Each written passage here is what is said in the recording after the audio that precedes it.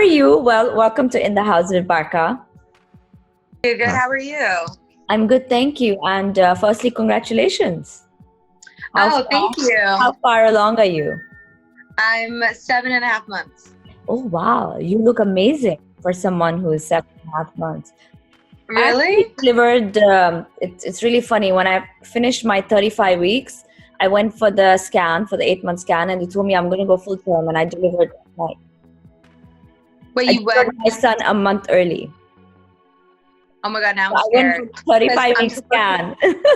Oh my gosh, because I'm supposed to fly out.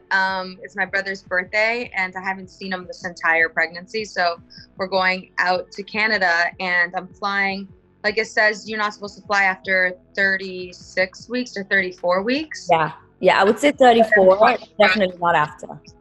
Yeah, so then I'm going to be 30 because I'm 30 weeks now, and we're not flying for another 2 weeks. I'll be 32 weeks. I'm like, what if I just deliver early or something? No, you'll be fine.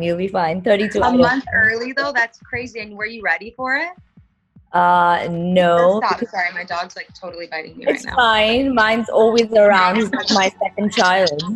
Yeah, he's like a little, he just got a haircut. Oh, Say hi. so He's like, what is going on here? Okay, we're leaving me alone. Excited. were you ready for this? Were you guys planning? No, we weren't planning at all. We've been living together for a few years, but it was not planned out. It was just kind of like spontaneous. But yeah, that's always the best one, when it's spontaneous. yeah, because I was just like, I just had so much stuff going on, so it wasn't like we sat down and figured it out. But yeah, it just kind of happened when I was filming in Winnipeg, actually, when that happened. Oh wow! Yeah. Are you ready for motherhood? Yeah, I mean, I've been preparing, reading a lot. There's so much things that I didn't know, obviously. So I think I have this app that's called Baby Bump. I don't know if you've used it before. My son is 12 years old. So so you know the drill. You do not look like 12 years old? So you had him, and then did you have another kid after that? I was 25 when I had him. So I felt like, and I'm going to be 38 next month. So I feel like we've kind of grown together. And because I was so young, I wasn't ready. And, I grew with him. I just never thought of planning another child. But now it hit me that before I turn 40, I want to have another baby. And I want to have a girl, if I can. Oh, yours is a boy. It's so cute. I know. It's like I want one of each, obviously. But yeah. I don't know. I'm thinking there's always the surrogacy and stuff like that. So. I want to do surrogate. Actually, I've been thinking and talking a lot to the hospitals that do it, the surrogate centers, because I have lupus. I don't know if you watched any of my past interviews, and I'm pretty open about it. And I did lose a son before my son. So, I'm sorry to hear that. And I was diagnosed with lupus during that pregnancy. So I know when you're on a lot of medication and stuff like that, it's always a high risk, Yeah, so I thought that I have a boy, and I'm so happy. And do I want to risk my body and go through that again? But it's just, it actually hit me when the other day my son said that, Mommy, you're so selfish. When you and Papa get old and die, I'm going to be all alone. It was a very morbid statement, but I think it came from. Oh my gosh. Yeah. I mean, honestly, you can just plan. I feel like surrogacy, I'm like, I would even do that. And I don't it's not that I need to do it, but I just feel like as someone with you're such a businesswoman and you're planning your career and stuff like that, and you have so much things going on that I just feel like, especially, I mean, obviously for you, but for me, I just feel like it's something that's an easier alternative. And I don't know, it just makes more sense for another one. Definitely. So tell me a little bit about your journey moving from Canada to California. You actually, it was so interesting that when I read about you, I read that you started learning how to play piano at 6. Yeah. So, I mean, my mom's Bulgarian. So my dad's from Syria, my mom's from Bulgaria. And from her side, she played the accordion, which is wow. even weirder. It's you have to play it it's like playing the piano and moving it. So, so she signed me up for piano lessons when I was super young. I think I was 5 or something. And it's just the way I learned was classical music. So now moving here and like wanting to do my own music and stuff, it's like a completely different thing. Like I know how to read music and play like that, but then when you're working on your own music, it's kind of completely different. And I just feel like learning notes and the sheet music that I did have hasn't been that useful because everyone just plays by ear now. No one really like reads oh my God, and learns. thank God, sorry to cut you, but thank God my son is not watching this interview because, you know, you're like, wait. no, because I forced him to like take classical piano lessons and he's really good. And, you know, like he listens to a song and he, like I told him, I love Senorita, you know, the song. Shawn Mendes, and literally in 2 days he played the entire song on piano just by hearing. Oh my gosh, see that's so I respect that so much more just because like I don't know how to do that. And I learned piano for so long and I just think that's awesome. That's such an awesome talent. So you should keep definitely telling him to like learn different songs. To learn the notes. Obviously the other way that I want the classical. Yeah, he knows like the opposite way. But I love classical music and I have like a whole other respect for that. Like I just love listening to it. But when it comes to like actually utilizing the music and if you're gonna be working on like pop songs or like hip hop or whatever it is that he likes listening to, they're a lot easier to learn than classical songs. Oh, Travis Scott is God. Like that's it. Yeah. Yeah. So it's way different. But I think that's awesome that he can just listen and play. That's like a whole other talent. How did you go from law to wanting to, you know, study law to get into, you know, social media at that time? So my dad obviously was super, like my parents are both, my dad used to be a dentist, my mom was a doctor. So they were very big on like having an education. So I think just growing up, like it was when I was in high school, they're just like, okay, so what are you going to go to university for? And I just never really knew. Like I always loved acting and film, but I felt like it wasn't really accepted. So I kind of just took law because it was something like I loved psychology. So I took psychology and law as my undergrad, like in university. And my minor, because in Canada, I don't know how it works there, like you can do a major and minor.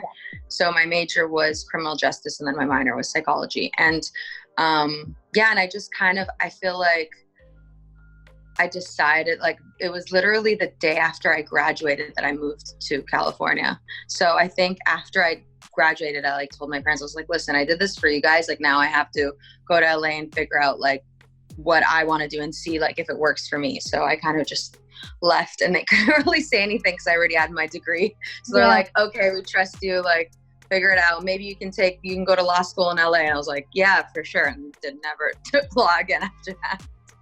But I like the fact that you have broken those preconceived notion and norms about actresses that, you know, they're brain dead or, you know, they say they're not intelligent. You know, it's all about like pretty faces, but you're smart, you're talented, you know, you're beautiful. And I think you have so much to look up to, you know, you're a complete package. Thank you. Yeah, I feel like even though like I don't really use the degree, so to say, but it's definitely taught me like work ethic and with psychology, that's definitely used. And like, I feel like that's learning the human psyche is part of acting. So I feel like it definitely helps me with when I'm trying to dive into a role or something like that. So I feel like education always comes back around in some way. Yeah, of course. I loved your My Journey part of the YouTube channel where you're so open, you know, with your fans about the weight gain and, you know, your journey to weight loss and everything. Like I myself, because I'm on so much medication, it's so hard. Like even, you know, the days I want to just eat what I want to eat and I don't know, but I love how you've documented the whole thing. Thank you. Yeah, it was difficult for me too. Just like, because a lot of people were like, well, you didn't really lose that much weight. Like, what's the big deal? Or like, and then I would just, I had so much different feedback from it, but I just felt like it was something that I did for me. And it was something that I did struggle with for so long. So, and I think it's more so like being happy with yourself and getting to a state where you're like, okay, I feel good. But yeah, it was difficult for me to be vulnerable because I've never really been vulnerable and like just spoke to the camera. Yeah. But yeah, I got good feedback, so it did make me feel good. How have you handled the lockdown and, you know, the whole uncertain COVID situation? And oh my gosh, you're pregnant, right? So your hormones are all over, and that can mess up with you anyway. Yeah, and I feel like sometimes I'm just like losing my mind because we're literally confined to one space, and I'm so used to like moving around and doing so many things. Like I have like a type A personality, so I'm like very like energetic and like I hate just staying in one place and not doing anything. But I thankfully had my boyfriend, and my mom came into town after everything. So yeah, if I was here alone, I think I would literally have lost it. But we like would watch shows or write together. We wrote a series together for my YouTube channel. So we kind of like did that. And like, I think it's just keeping yourself creative. Like for me, that's what helped me. And just like, we did workouts at home and just kind of tried to pass by time with like still being active and continuing some sort of routine, even though like your main routine has been completely and you have a brand with your brother, right? I'm sorry, I wasn't sure how to pronounce it. Oh, Visus. And yeah, so that one. How did you come up with that, the concept and everything? I love the pink set. Oh, thank you. I'll send you one. Yeah, so we've been working on it for like a few years. I think we went through different names and stuff, and I just didn't want to just release like a merch line that's just like Inanna or something. Like I wanted it to be something with more depth and like long term. Yeah. So the name itself, my brother actually came up with.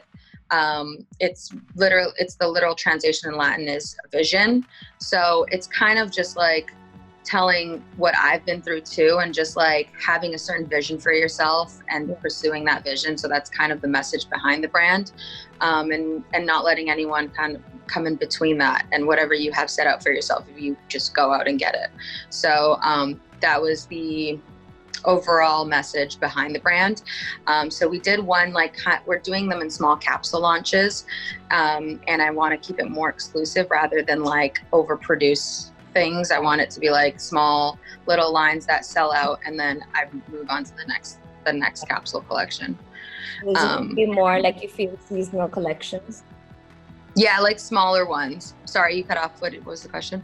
No, I mean, it was, is it seasonal? You think the collection, you're not going to repeat anything, and it's, you know? Yeah. We're not planning on repeating anything unless it's like a huge demand and maybe we bring it back or something. But as of now, each little collection that we come out with, it's not really according to a season. It's kind of like, I'm trying to release another one by next month. So, we're just kind of doing it on our own pace because it's a new company. It's literally me and my brother. So, yeah, we're just seeing how it goes, but we won't be. Sorry. You've got great reviews. I mean, the stuff is amazing. Oh, thank you. Yeah, so I think we're just launching them small at a time and just growing the line that way is kind of, and I would love to do like collaborations with different brands that I love to wear too. So that's kind of the long-term goal of it as well. Can you tell your fans some your skincare and makeup tips? Oh my God, makeup. I'm the worst at makeup. I literally just put on lipstick and then there's nothing else that I really do. I mean, you don't really need anything else. It looks amazing. I feel like I don't know. I just feel like when I do put on face stuff, I break out. So like the only time I really do, I'll do like tinted moisturizer is like my go-to. Which one do you like? I like the NARS one, and which is like super affordable, and I honestly love that one. And I just use my fingers, to be honest. But then if I want a little more coverage, I love the Armani Luminous, I think, or something with an M. The foundation one. I just feel like it gives such a nice sheer coverage, and I mix that with like my moisturizer. So those are like my two favorite ones. And then mascara, I have this L'Oreal one and like a Charlotte Tilbury one that I use that I love. So you're not the trend of contouring and concealing and all the highlighting? I just don't know how to do it. So if I do that, I have like a makeup artist usually do it. And yeah, like I love like having like cheekbones, and I usually do it for like events or carpets, but not for day to day, because I feel like when I put that stuff on, I'm actually more self-conscious because I'm like, oh my God, what if someone like sees my contour lines or something? So yeah, like in the daytime, I don't know. I just am more self-conscious about it. But evening and like events, yeah, like I'll put like here and like underneath still to get like the nice woo. And then like shadows, I love like using copper shadows. I feel like that goes good with my tones and like browns and stuff like that. I love the Teddy eyeliner, the MAC Teddy eyeliner. Yes. it's like honestly my favorite. I've been using it since high school probably, but it just gives it such a nice, like, it's like a coppery reddish tone to it. That So I goes feel like really well with your skin tone. yeah. I just learned it along the way. I don't know what goes good with like bringing out my eyes or anything, but I just kind of like that. And then sometimes I like doing the liquid liner that like feels a little sexier if I'm like going somewhere. But yeah, I'm pretty minimal. I like the natural look. That's why I love Charlotte Tilbury and Glossier. I think those are like my two favorites because they're just like super sheer and like you don't really see too much of it. I like highlight too, like putting some highlight like here. And like, I feel like for my skin, my worst thing is my like my dark circles. So I'm like a high believer of like taking care of your skin rather than like putting stuff on top. So I do like mostly vampire facials, which is like honestly the best thing I think that's been for my skin. And like my under eye. So like putting that hyaluronic acid. It really work? Yeah, acid. That stuff works really good. Like what is it called? Like the facial, like the face masks with hyaluronic acid in it. Yeah. Doing those. So yeah, like my morning, honestly, I don't wash, like for morning routines, I don't wash my face with soap like every morning because I have dry skin. Same. I have really dry skin. Yeah. So it's like if I washed it every morning and like used a daily scrubber or something like that, my skin will be so dry. So I find that unless I'm like working out or like going in the pool or have makeup on, I typically will just like, if it's a day that I don't have, I'll just wash it with water and that's it. But yeah, I have like I use my dermatologist moisturizing skincare, which is like Dr. Sturm, and I also use Dr. Grossman, which is like the two dermatologists that I use for my face, for like my facials and stuff like that. Oh. But yeah, so it's now, pretty standard. I feel like, no, but you know what? You have honestly such good skin, so you don't really need to do anything else. You don't need much. Yeah. Thank you. I like using actually eyebrows. So you have great eyebrows. Mine are like, I ruined them because my dad never let me do my eyebrows when I was younger. And I had the thickest eyebrows. Like I literally had a unibrow. And I would just tweeze my eyebrows until my eyebrows were like so skinny at one point, and then it just never grew back the same. So now I have like some patches that I need to fill in, but that's another thing. I sometimes just use like the little pencil or like a shadow with like a thin brush. And that's the problem with eyebrows. If you overpluck them, you know, when you're young, over the years, it's hard to grow them back. Yeah, it never grew back the same. I was so upset. I was like, why did I do that? He should have just let me use it, because he never let me use. I think another thing is like, he never would let me put on makeup too in high school. So like, I think that's why I just never got used to putting on makeup. So just throughout my entire high school years, probably like grade 12th grade, I started wearing makeup, because he just would be like getting mad at me every time I leave the house with makeup on. I don't know why. What I thought really worked with me was I put warm, like, or cold even coconut oil on my eyebrows at night, and that has really helped them become thick. Oh, really? Yeah, I mean, we're Indian. I'm originally Indian, so I feel like we have so many of these hacks, you know, beauty and skin hacks made out of like herbs and oils and. I love that. Yeah, there was this one, I worked at like a beauty salon when I was like in high school too. And she told me, there's this one Indian girl that I worked with, and she would tell me all her hacks. She would use like mustard seed oil on her hair. Yeah. And like coconut oil, olive oil. So I would do that at night and like put it in like a thing. I mean, my hair would not smell good at all. But then when you wake up the next morning and shower and rinse it all off, like it felt so soft. And it's like all natural. I love natural, like me too. Remedies. I mean, I'm gonna give you one recipe, because I mean, hopefully we'll be in touch. But once you deliver the baby, I say when the baby starts talking is when your hair starts falling, and you will see it's because your body. That's probably when the baby's 6 months old, because your body is like getting back to normal hormonally. It might smell bad, but I swear to God, this is the best thing. Like, I never lost hair. You just have to mix garlic, egg, and yogurt. Blend it all together once a week. Put it garlic, garlic, egg, and yogurt. Oh my God, that's gonna smell horribly, but it's totally gonna smell horrible. But put it for 20 minutes. Like in a blender? Do you like blend yeah, preferably in a blender, or you can even just put mashed garlic with egg and yogurt in a bowl and just blend it all. Just put it on your scalp for 20 minutes once a week. You can even mix, if you want, some lavender oil or coconut oil for like to kill the smell, or what rose oil, whatever you want to put. And oh my God, your hair, you're gonna bless me for this. Oh my gosh, send it to me because I'm definitely You gonna have to use be that. pregnant. You can use it even now. You don't Oh have my to God. wait for hair fall. You can use it Yeah, anytime. no, I want to try it. Send it to me, and then I'll send you a video of me trying. Oh my God, yes, it is the best thing ever. I'm gonna be like, what is this? I'm just gonna hopefully. Well, no, egg I've used on my face, like egg or like avocado and stuff like that. My mom's like a big home remedy. She would use like sugar on her legs to wax her legs, like sugar and yeah, because you boil honey sugar for like some time and then it becomes sticky and you can wax it. and I remember growing up and she would be like doing that. I was like, what is she doing? Now I just get laser, but she would do all like the Oh my God, you need to do while you're pregnant and at home, like maybe a YouTube thing with all your DIY hacks. People yeah, will like actually at follow home that. remedies. That's I funny. know. I'll do an IG. You're like, this is the new housewife me. Yeah, so send me that one. I'll include that. I think that's a good one. The main thing in that is garlic, because garlic actually like grows new hair. Really? Yeah. Like so do you put it in your scalp? Yeah, the scalp. Yeah, I massage the scalp and then I would put oil on the rest of it and just like tie it into a bun for like 20 minutes and then that's it. Oh, okay. You don't sleep on it. No, you don't sleep on it. Just 20 minutes is good enough. Or, like when it's really bad for certain people, hair fall, if you actually just take like garlic, 1 piece garlic, cut it into half and just rub it on the scalp, wherever it's falling out. Yeah, wherever it's falling, it really works.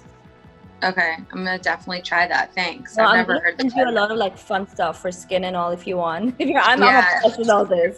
So I want to try I love that all the time. Send it to me. I love the at home stuff, and it's like super easy to do. And like, especially when there's nothing to do at home, I can just do it. Do you think now that you're going to be a mother, you have a different perspective towards life? Yeah, I mean, definitely it's not just about me. I was super like self-involved and like into my career and just about one tunnel vision of what I want. So I think that's definitely been a huge aspect that's changed, is like just not being as selfish, I guess, and so consumed in my own things and my stuff. And now it's like I'm building a whole family and it's what is best for the whole family. So I think that's definitely been a huge thing that's changed about me most out of everything. That lastly, in the show, we always ask celebrity which charity is close to the heart. So we can always request the fans to open their heart and donate. Is there any one particular one for you? Yeah, sure. This charity I've honestly been working with for a few years is International Medical Corp. And I actually went to Jordan with them last year with my brother. And they're honestly amazing. They're a first response team. And they've been helping so much with Syrian refugees. And that's something that's obviously closest to me. I saw the videos of you with your brother in Jordan. It was really impressive. Really? Yeah. Yeah, it was honestly such an incredible experience. And they were just, before I got involved with them, I wanted to see firsthand like what they do. So that's why that trip was so important to me. And obviously, like from my dad's side, all my family, like my aunts and my uncles, my cousins, they all had to flee Syria, and they all thankfully are in Australia now. So it's just something that's such a close part for like Syrian refugees, something that I've always wanted to hopefully help and like go to Syria. And my goal is to like help rebuild the country and stuff like that. So I just feel like International Medical Corp just does such a good job as like responding to the refugees and taking care of them and figuring out what's best. And they honestly have been helping a lot with COVID too. So it's just such a great organization. Amazing. I'm going to have my team write the link at the bottom once we release the interview. Awesome. Thank you. That'd be awesome. Thank you so much too. I'm going to be waiting for your little tips. Okay. I need to use that today. And congratulations again. Good luck. Thank you. Any baby tips, anything, I'm here. Oh my God, I will. I'll be texting you. Take care. Big kiss and stay safe. Thank you. Same with you. Bye. Bye.